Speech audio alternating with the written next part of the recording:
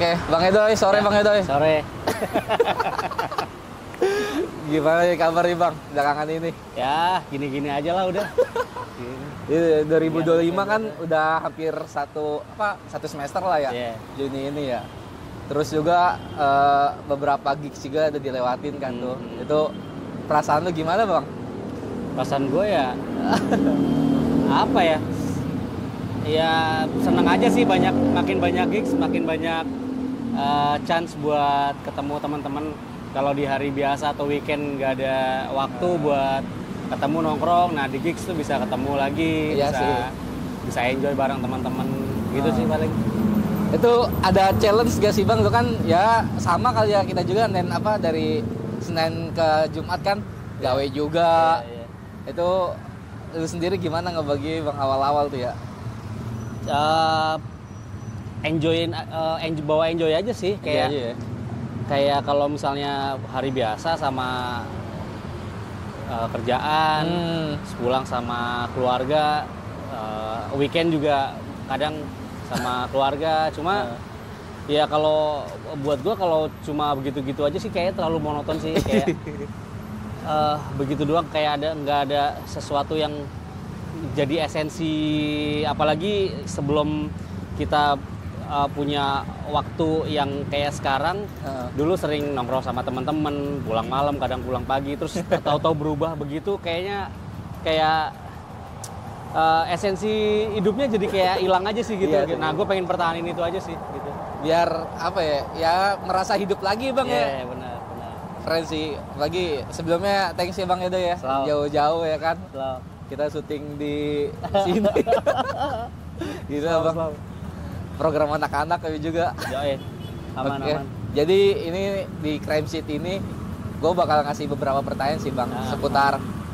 Kalau kemarin kan bintang tamu sebelumnya itu ada Maxi, terus ada Bang Ochan juga.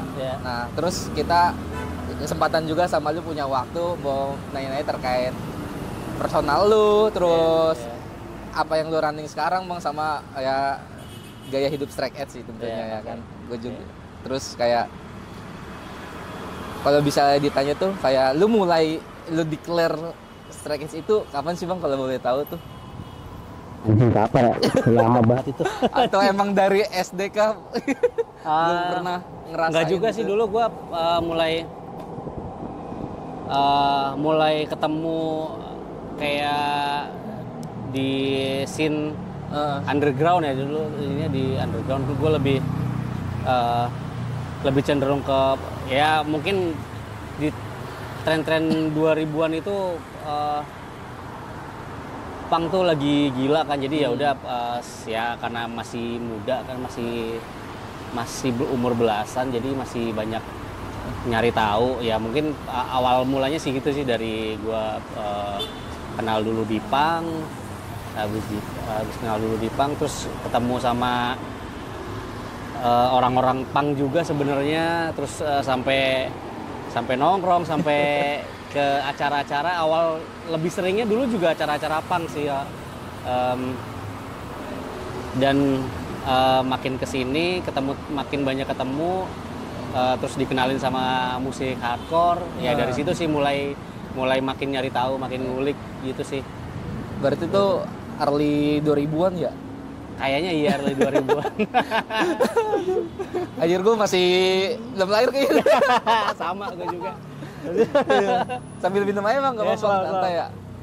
Jadi sekitar lu SMA, SMP Bang ya itu ya? Iya, Princess early 2000-an. Nah, terus awal mula ketemu saya itu ya karena awalnya pun juga dari teman-teman kan dikenal. Ini ada band hardcore nih, bla bla bla bla bla. Terus mereka ada gaya hidupnya namanya straight edge. Nah, di era itu awal gua tahu pun juga, dan banyak yang orang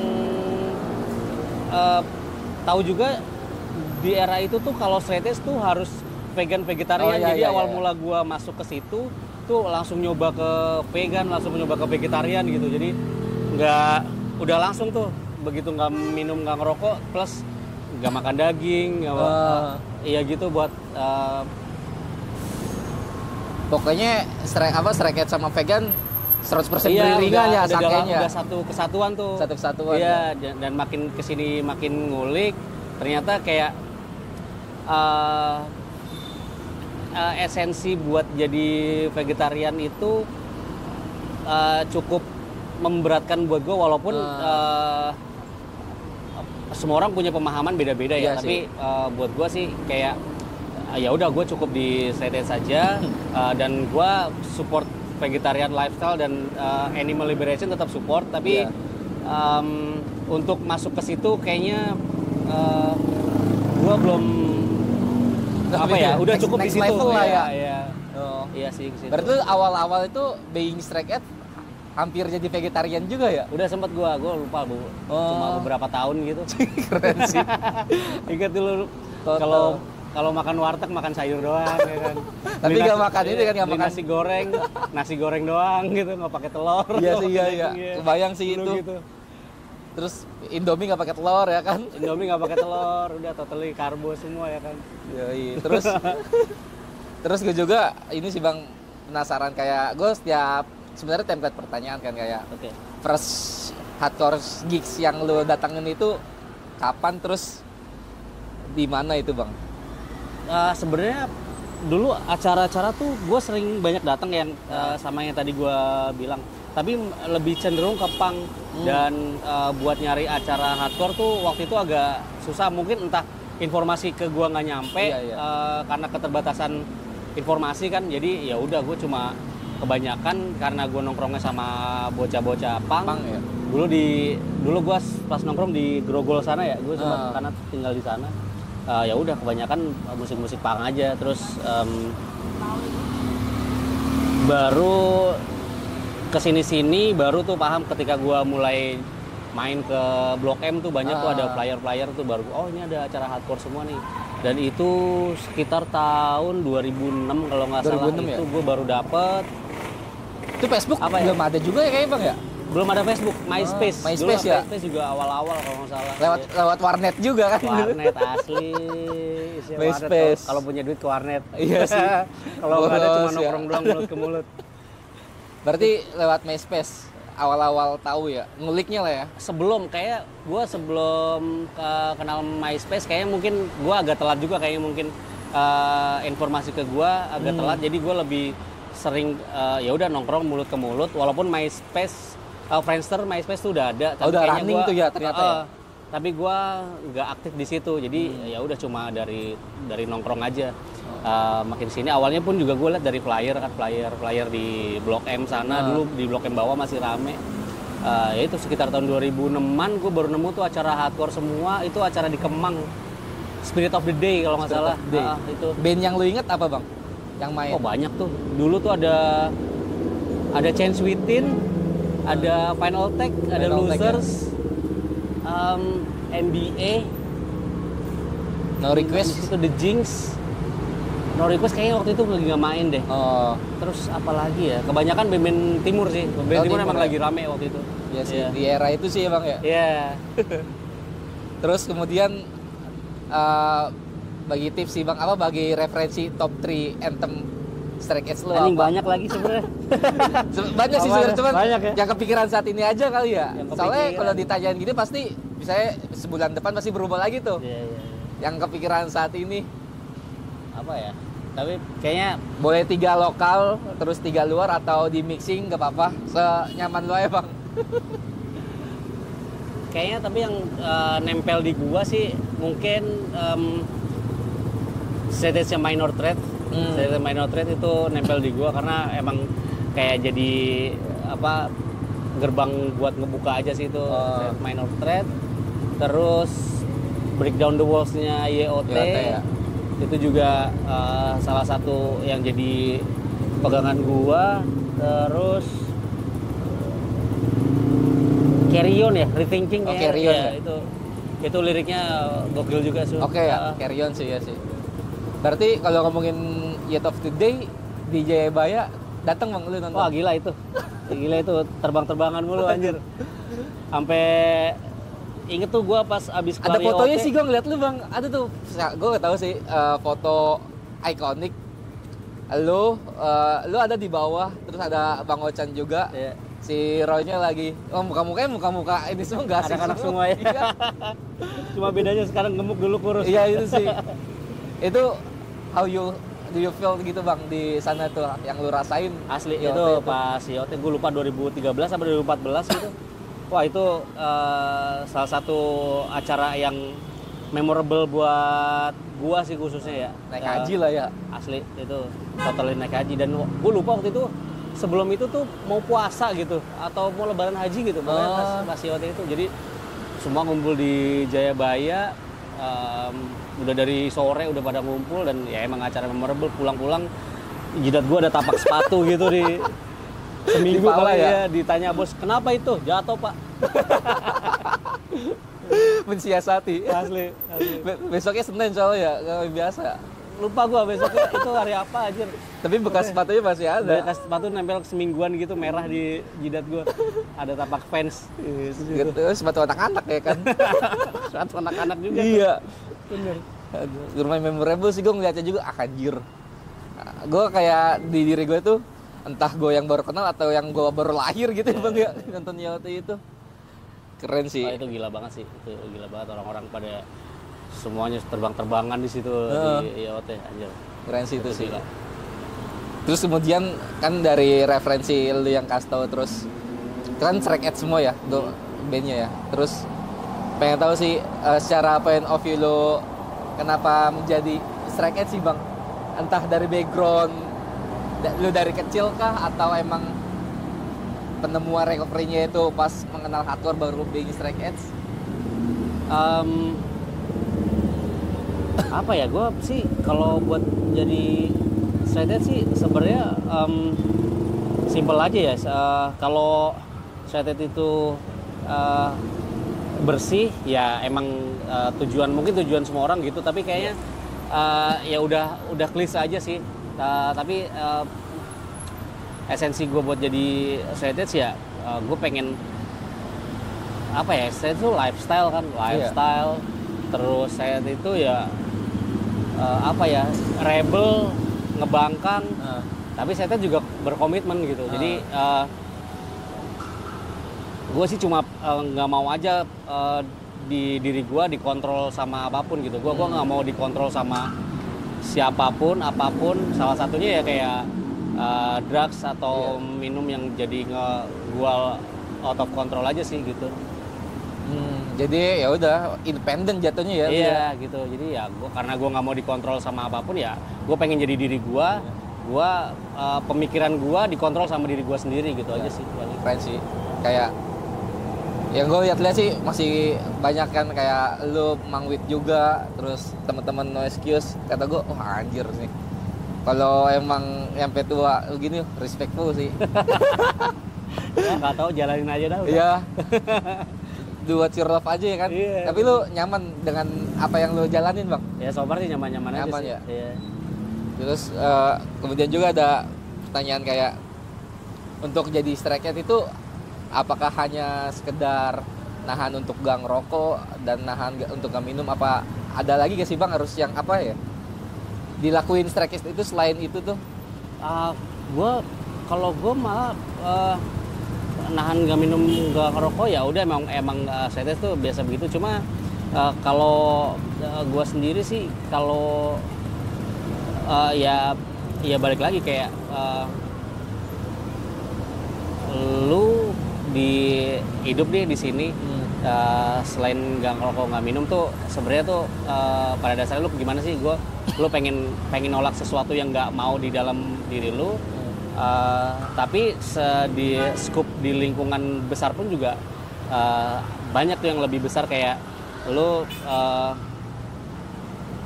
nolak sesuatu yang ketika nggak sesuai sama nurani lu ya lu tolak aja gitu. Terus just be yourself ya. Iya gitu, kayak just be yourself. Ketika lu masih nyaman sama yang lu jalanin ya jalanin aja. Iya sih. Terus jadi Strike Edge juga nggak melulu itu doang. Ketika lu nggak sesuai sama nurani lu ya lu harus berontak. Terus tapi pada intinya sih Strike Edge ya tentang apa ya, tentang kebersamaan dan menghargain satu sama lain lah ya. nilai dan etika untuk lingkungan atau sosial sih Iya lebih sih. luas sih. Keren sih Bang. Gue juga ngeliat beberapa lirik band-band juga kan kayak gitu sih. Kayak ya being Stray Cat is not reject semuanya gitu kan. Kayak ada teman yang nggak Stray Cat juga, ya udah selama kita nggak ngerugin satu sama lain kan. Kayak ya udah saling support, bikin gigs, desain segala macem sih. Sebenarnya sih itu poinnya sih. Jadi ketika lo jadi Stray Cat bukan berarti lo jadi orang yang paling suci Bener ya? atau lo jadi orang yang paling bener gitu. Itu konyol dan itu tolol sih buat gua. Kalau lo mau begitu ya lo mendingan hidup sendiri aja di hutan atau di mana gitu. Lo di sini hidup bersosial, lo hidup bermasyarakat, lo hidup sama teman-teman lo. Ya ketika teman-teman lo ngelakuin apa ya udah itu kemauan mereka dan itu apa yang mereka mau ya lo hargain aja gitu ya. Kita hidup bareng-bareng, mereka punya Porsi mereka punya masing-masing. pemahaman sendiri, kita punya pemahaman sendiri. Ya udah jalan aja bareng Iya gitu. sih. Ya selama lu nggak ngebullshit, lu nggak ngeberak sih, ya Aman aja ya. iyalah jalanin Clear aja. sih, bener sih. Intinya sih poinnya itu sih gak merasa paling bener sama paling suci Iya, sih ya. bener.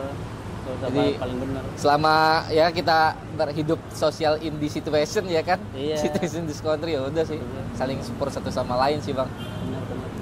Terus tadi kan Stray Cats ya, terus kita kan ke core intinya itu Stray Cats kan subculture dari hardcore ya Bang ya. Nah ini ada apa sih namanya, menurut lu tuh sebenarnya template pertanyaan sih, pasti lu bosen ditanyain. Kayak hardcore menurut lu tuh secara versi lu tuh gimana sih Bang hardcore? Menurut gue ya, Iya. hardcore. Iya. Tarik napas dulu dalam, berat jawab lagi dalam. Apa ya? Ya sama aja lah mata hardcore. Berangkat dari kesukaan kita sama musik awalnya, tapi makin kesini kita mulai tahu pemahamannya. Ya kalau hardcore itu adalah tentang kebersamaan, solidaritas, ya tentang kita hidup di sini, tentang ya nurani kita yang ada di sini, tentang nilai-nilai apa ya, nilai-nilai hidup kita gitu sih. Jadi terus ya hardcore tentang ya berbagi, DIY. Ketika lo nggak mau diatur, lo nggak mau sesuatu yang kiranya lo nggak suka masuk ke lo, ya lo bisa jalanin itu sendiri. Iya sih.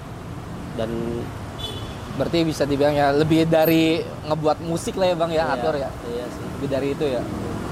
Semangat itu sih yang mungkin ya yang kau bisa emang enjoy di scene ini tuh, semangat-semangat di luar itu sih. Iya sih. Jadi ya apa ya? Kita hidup di scene hardcore khususnya, kita enjoy, kita bareng sama teman-teman nongkrong, ketawa-ketawa, kita berbagi ide bareng, bercanda bareng ya, dan kita saling sharing musik, saling support ya udah gitu. Ini nyambung ke awal sih Bang, kayak ya udah daripada hidup lu monoton ya kan. Terus ya udah weekendnya tuh atau yang masih bujang tuh weekdays-nya itu ketemu temen, making gigs, design gitu-gitu sih. Emang senyaman itu sih, maksudnya progresif gitu. Bener, yang gue lihat sih hardcore tuh. Terus kemudian tuh mungkin kan lu sendiri ngelihat visual rilisnya kan semakin sekarang kan semakin keren lah ya Bang ya. Lo ada gak sih di saat ini nih top 3 art worker di Indonesia atau di luar gitu yang lo look up banget gitu? Top 3 art worker ya? Art worker. Gue suka artworknya si vokalisnya Ikulu. Gue lupa, Chris Wilmson ya? Iya. Chris Wilmson, artworknya dia itu keren-keren. Terus dari lokal juga nggak kalah keren, kayak punya Elan itu Frey lah ya. dia punya style sendiri. Terus kayak Artwalkers iDice juga dia punya style sendiri dan keren-keren sih buat gua. Iya, Mungkin yang kelintas di gua baru itu sih kayaknya. Top 3 itu ya Bang ya. Top 3. Apalagi ya si Freeland juga udah nyampe keluar lah ya. Iya, jadi karena garapnya. dia mempertahankan stylenya udah jadi kayak patennya dia sih. Ya, gitu. Jadi orang-orang ketika tahu oh ini Artwalknya Elan nih begini gitu. Jadi itu keren. Udah jadi legacy lah ya. Asli. Kemudian terakhir tuh yang gue lihat sih beberapa 2024 No Excuse main di Jepang kan ya Bang? Iya. Itu jadi memorable juga kan buat lu. Terus kemudian spot mana sih Bang? Ya, No Excuse atau band yang udah lu garap di luar negeri di mana aja yang lumayan titik memorable buat lu? Sebenarnya rute tur gua di keluar mereka punya keunikan masing-masing sih. Ketika gua di Southeast setiap negara punya culture-nya masing-masing. Terus di Jepang juga punya culture-nya masing-masing.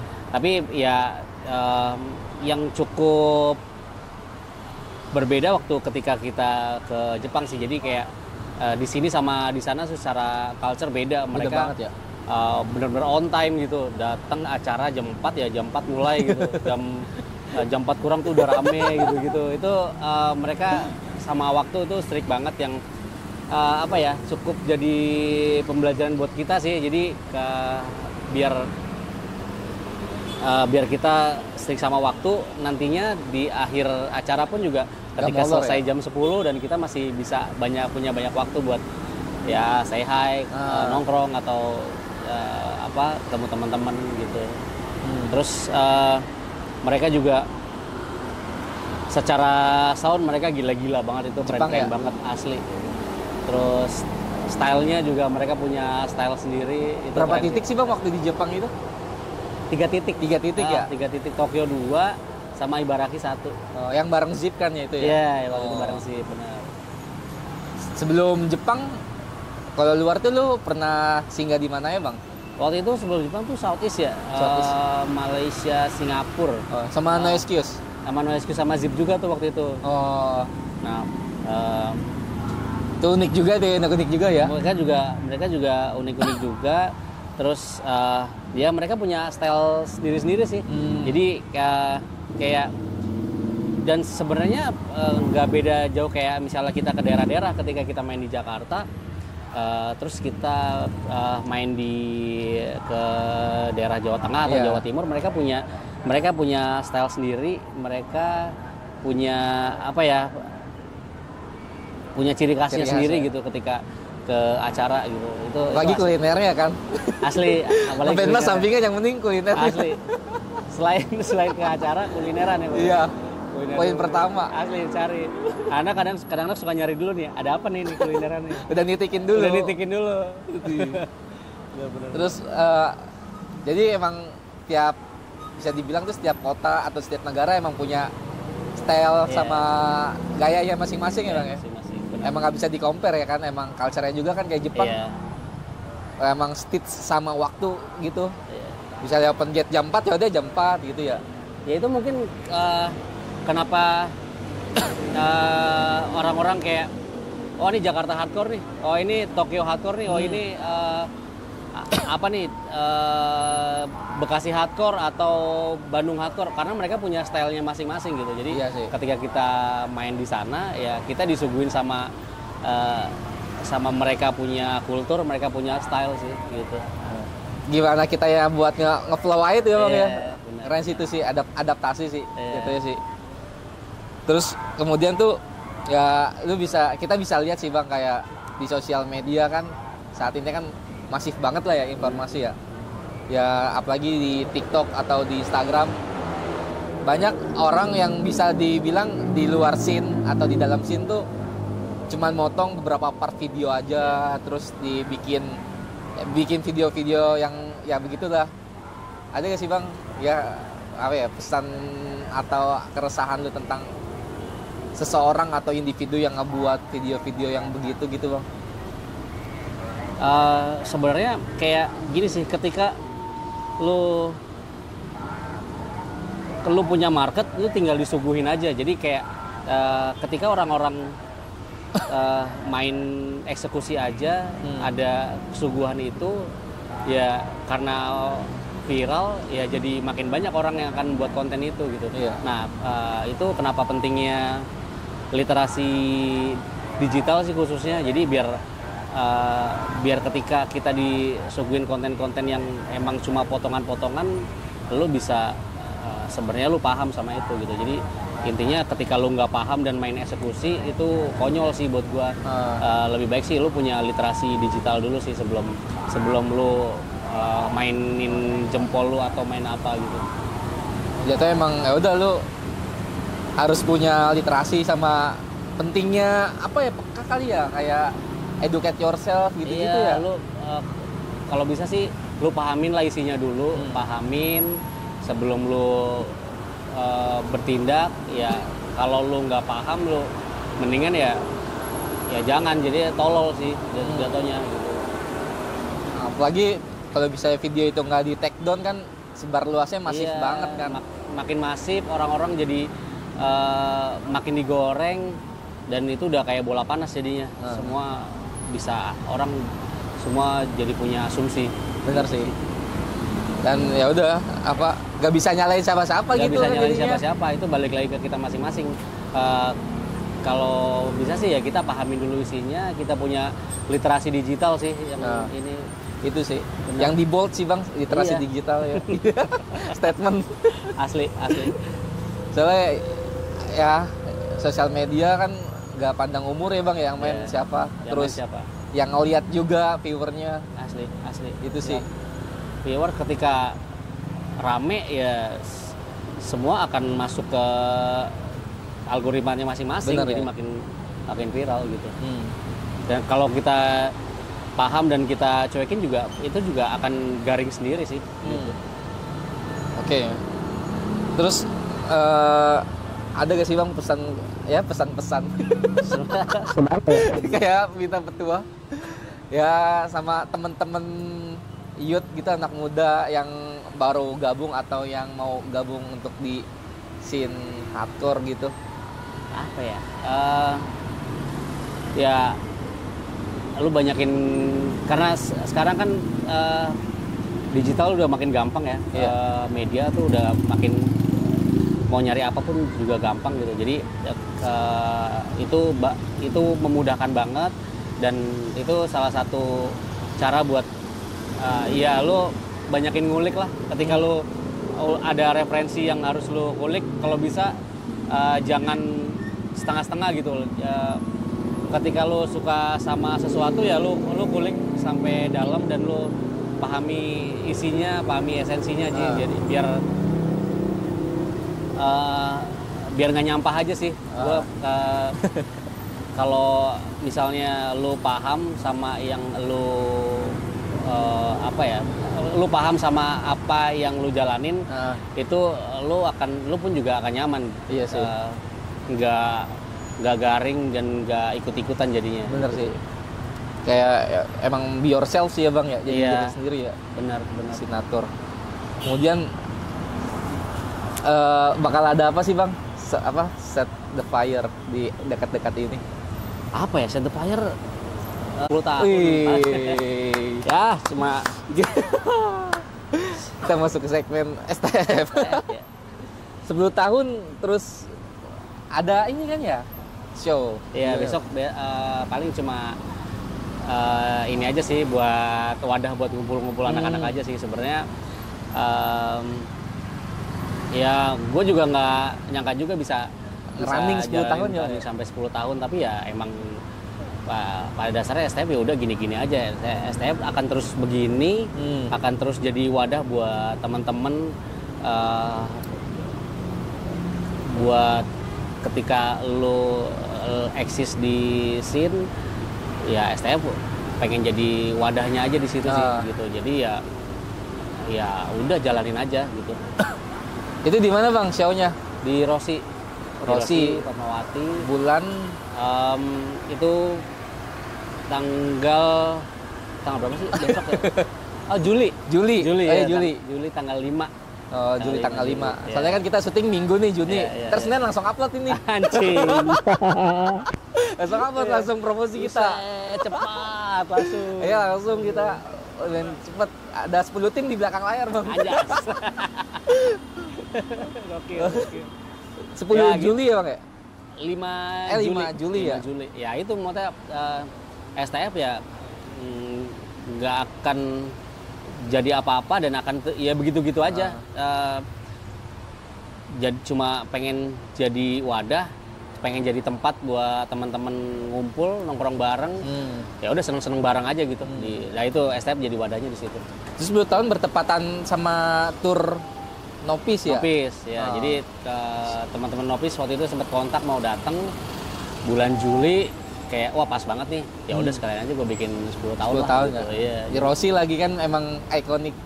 Di Rossi naik hajinya, ya, tempatnya band. juga ikonik dulu anak-anak awal-awal juga di tahun-tahun itu venue belum banyak. Jadi Rossi udah kayak jadi Second tempat home ya? satu-satunya buat acara. Pas ketika 10 tahun pengennya sih di situ lagi, udah sih gitu.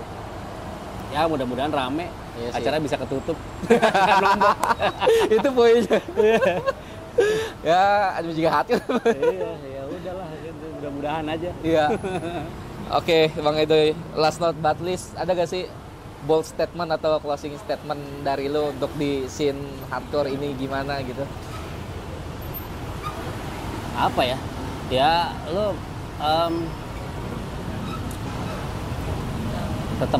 tetap nongkrong sama teman-teman lo. Jangan ngebullshit. Jangan superior. Ya itu to your crew aja sih. Di Trior Kuro. Statementnya itu sih. Oke. Sekelibat, cuman anjir. Kalau orang di dalamin tuh, kita pulang dari syuting sini, gue ntar malam kepikiran tuh, di Trior Kuro-nya. Asli. Dalam sih itu, Asli. mental tuh ya. Itu poinnya di situ sih. Lo sama teman-teman lo ya jangan ngebullshit lah gitu. Bener sih. Iya. Lagi di scene hardcore yang circle-nya gitu-gitu aja Iya, ya kan. Apalagi circle-nya kecil, lo sama siapa aja ketemu ya lo temenan di scene hardcore ya akan ketemu lagi gitu. Jadi ya ketika lo temenan ya wise aja sih. Wise, ya. Oke, Bang Edoy. Thank you Bang waktunya Thank di you. segmen Thank you. So It Goes ini. Thank you waktu dan iseknya Bang Edoy. Oke, sip. Semoga sukses 10 tahun Sukses STF. terus. Amin. Dan Thank you juga juga. No Excuse dan project-projectnya Bang. Ya, thank you juga. Thank you, Bang Kak Edoy. Edoy. Thank you.